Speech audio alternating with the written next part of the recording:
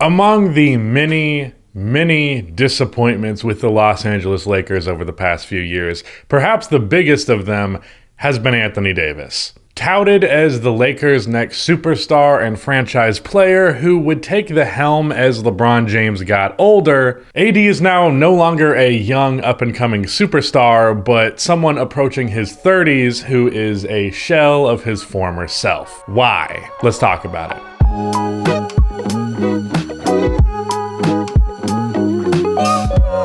To get an idea of how much Anthony Davis has fallen off in the past couple of years, let's take a look at the numbers first. In AD's last 3 seasons on the Pelicans, as well as his first on the Lakers, and we're going to label this particular time period as his prime, he averaged 27 points a game, 11 rebounds, and 2.5 blocks on 60% true shooting. In the 2 seasons since then, and the 8 games so far this season, his averages are down to 22 points, 9 rebounds, and 2 blocks on 57% true shooting. He has dropped in production pretty much across the board and efficiency. The big catalyst in this has been how much his jump shot has fallen off. Anthony Davis was never a particularly great shooter, but it was something that he had in his arsenal, not necessarily from 3 because he wasn't particularly good from there, but he had a mid-range game that was noteworthy and definitely not terrible. In his prime, he shot 32% from 3, which is not great again,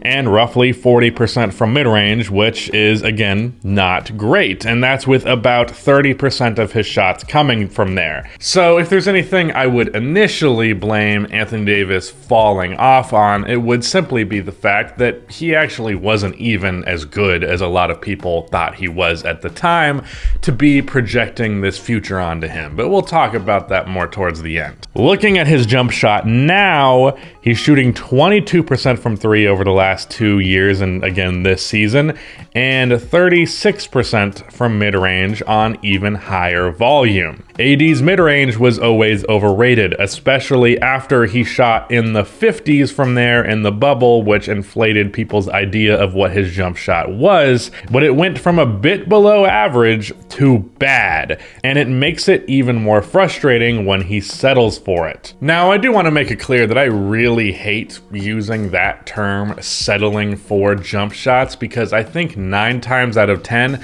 when someone accuses a player of settling for a jump shot, it's an old head who doesn't understand how the modern game works.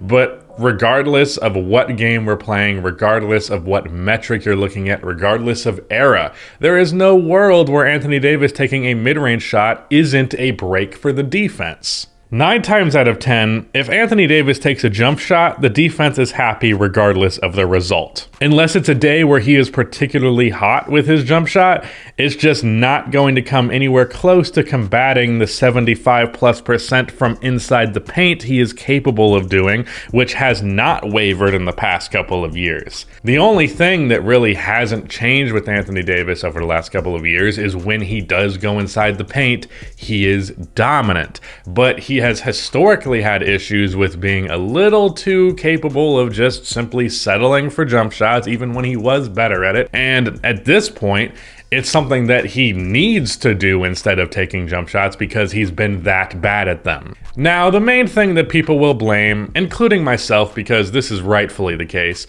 the first thing people are going to look at as to why AD has fallen off, of course, is his injuries. Though he was injury prone in his prime, he has become significantly worse in that department. Like I said, his interior presence as well as his defense is still pretty much the same, so it's worth mentioning that it doesn't even appear as though his athleticism has necessarily been hindered by these injuries. It seems like it's a setback, but then he comes back and he's still a phenomenal athlete. So it's not actually just getting worse because of injury that has necessarily hindered Davis. It's more like it's not allowed him to get any kind of consistency over the past couple of years. Looking again at his prime versus now, over those 4 seasons of his peak, he played 67 games a year versus the 38 he averaged in the 2 years following. Here's hoping he can do a little bit better than that this year. It really seems like if you turn on a Lakers game, some way or another, Anthony Davis is going to fall down and look like he is hurt.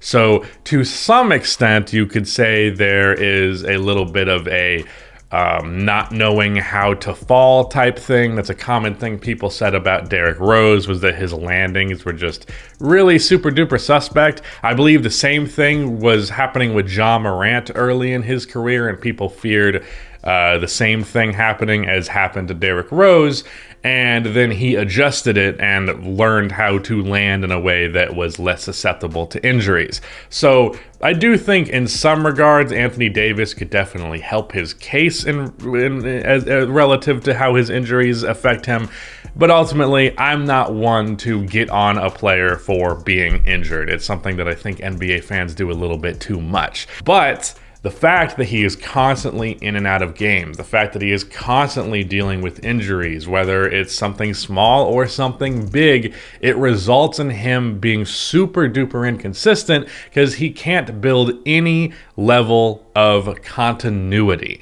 There's no consistency to his play because there's no consistency to when he plays. Anytime it seems like he's poised to fully return back to the Anthony Davis that we all know and love, he immediately crumbles from an injury or whatnot. Another thing to look at has been Russell Westbrook, and Russell Westbrook kind of representing an overall lack of spacing. Although I do want to say right out of the gate that AD had a 22-8 season the season following winning in 2020, where Russell Westbrook was not on the roster, so can't really blame that one on Russ if he wasn't on the team. But back when Anthony Davis was on the Pelicans, if there was one thing they did at least a semi-decent job of, it was putting shooters out there, whether it be Nikola Mirotic, Ryan Anderson, Eric Gordon, Drew Holiday, who was cool from outside. There's other examples. They would do a not bad job of putting shooting around him. Meanwhile, even before Russell Westbrook was on the Lakers, shooting was a little bit of a problem, and it especially became a problem after Russ was on the Lakers. So having the spacing to operate in the post, having the spacing to get cleaner looks in the paint so that he's not just destroying his body to get in there because there's 3 defenders, because why wouldn't there be? Because it's not like Russ is an outside threat or Talen Horton-Tucker is an outside threat. That's a problem, although you can also blame that partially on his unwillingness to play the center position, but also if he played the center position, he'd play more physically, and probably that would result in more injuries. So there's a conundrum there in itself. But I don't think these issues, I think his injuries is the main thing. I don't think that's enough to justify the fall off that he's had. And ultimately, I think a lot of it is also mental, because I just don't know that Anthony Davis was really built to be a top 3 player in the league or the best player in the league, like many people projected onto him as he was leaving the Pelicans and as he got traded to the Lakers. I want to make it clear that what I'm looking at when I say what happened to Anthony Davis is not suggesting that he's a bad player now, because he's still somewhere in that top 15 area.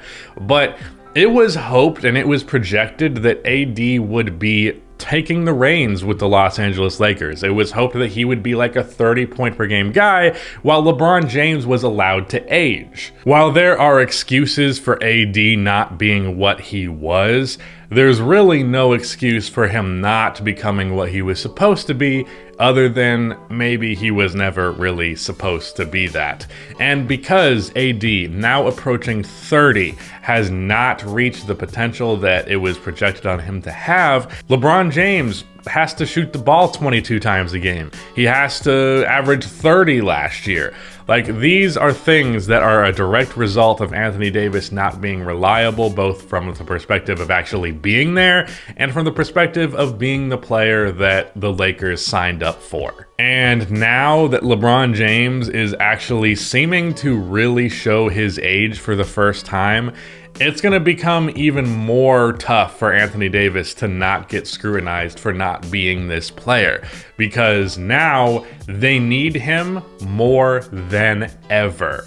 and he continues to just be around 22 points per game, which I would say for someone with his capability as a finisher and previously being a decent shooter, he should be doing better than that. He should be rebounding better, he should be blocking shots more, but doesn't seem like that's going to happen.